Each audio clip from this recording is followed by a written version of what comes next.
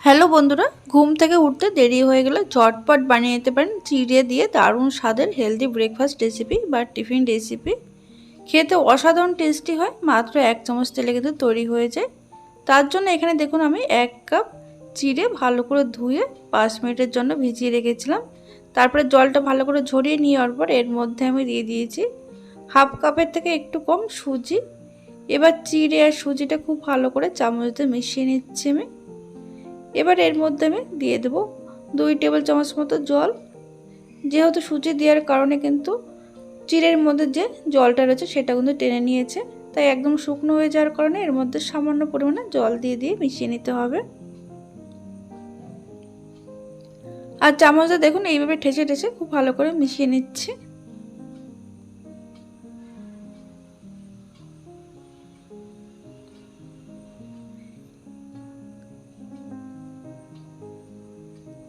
এর মধ্যে মোট আমি 3 থেকে 4 চামচ মতো জল মিশিয়ে নিলাম, তবে জল কিন্তু এর থেকে বেশি দেওয়া যাবে না। এবার দেখুন এর মধ্যে দিয়ে দিয়েছি আমি একটা ছোটো সাইজের পেঁয়াজ কুচি, দিয়ে দিয়েছি কাঁচা লঙ্কা কুচি, দিয়ে দিলাম এর মধ্যে 1 টেবিল চামচ গ্রেট করা গাজর আর 1 টেবিল চামচ মতো গ্রেট করা আলু, দিয়ে দিচ্ছি বেশ খানিকটা ধনেপাতা কুচি। তারপর এর মধ্যে আমি দিয়ে দেব স্বাদ মতো নুন, দিয়ে দেব সামান্য পরিমাণে হলুদ, দিয়ে দিচ্ছি চিলি ফ্লেক্স। তবে ঝাল আপনারা আপনাদের স্বাদ অনুযায়ী এখানে কম বা বেশি করতে পারেন। একটু চটপটা করার জন্য এর মধ্যে আমি দিয়ে দেব অর্ধেকটা পাতিলেবুর রস।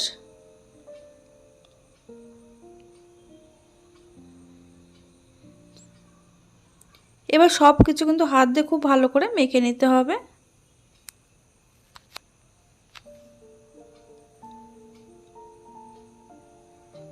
এর মধ্যে কিন্তু একদম জল দেওয়ার দরকার নেই।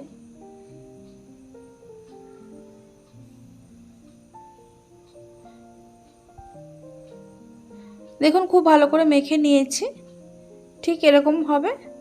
এবার দেখুন এর থেকে আমি কিছুটা নিয়ে এরকম গোল গোল করে নেব, গোল করে একটু চ্যাপ্টা করে নেব। এবার এগুলোকে একটু ফ্রাই করার জন্য আমি দেখুন এখানে একটা ফ্রাই প্যানের মধ্যে দিয়ে দেবো আমি 1 চামচের থেকেও কম সাদা তেল।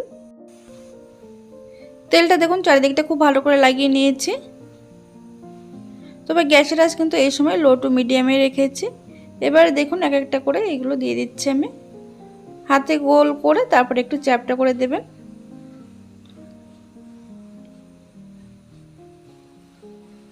এগুলো খুব বেশি মোটা করে দেওয়ার দরকার নেই, না হলে কিন্তু একটু সময় বেশি লাগবে যদি মোটা করে দেওয়া হয়।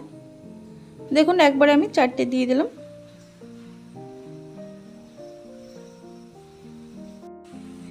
এবার লো টু মিডিয়াম আছে কিন্তু 1.5 মিনিট ফ্রাই করার পর এগুলোকে আমি উল্টে দেবো। এবার